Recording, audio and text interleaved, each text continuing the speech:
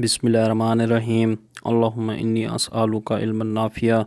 ऐ मेरे रब्बे करीम, हमें वो इल्म अता कीजिए जो वाकई हमारे लिए मुफीद है, और फिर हमें उस अमल की तौफीक दीजिए जो आपको पसंद आने वाला है।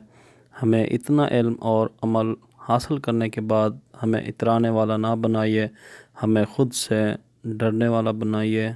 आमीन सुम्मा आमीन।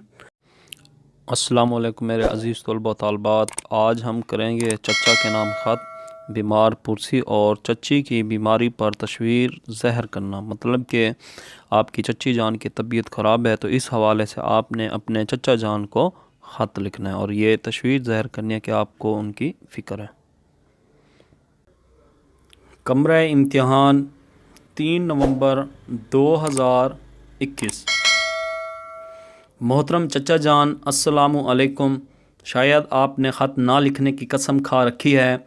अब्बा जान ने ख़त लिखा, जवाब नदारद। अम्मी जान ने मकतूब भेजा, रसीद नहीं है। अब मैं ख़ुद यानी आपका भतीजा ख़त लिख रहा हूँ। उम्मीद है जवाब से महरूम नहीं रहूँगा। सबसे पहले ये बताइए कि अब चच्ची जान की सेहत कैसी है? बुखार उतरा या नहीं? डॉक्टर साहब की राय क्या है? अगर आपके यहाँ तशफ़ी आमेज़ इलाज नामुमकिन है तो उन्हें यहाँ ले आइए। लाहौर में अच्छे से अच्छा और बेहतर से बेहतर इलाज मुयस्सर आ सकता है। तकलीफ़ फरमाइए और चच्ची जान को यहाँ ले आइए।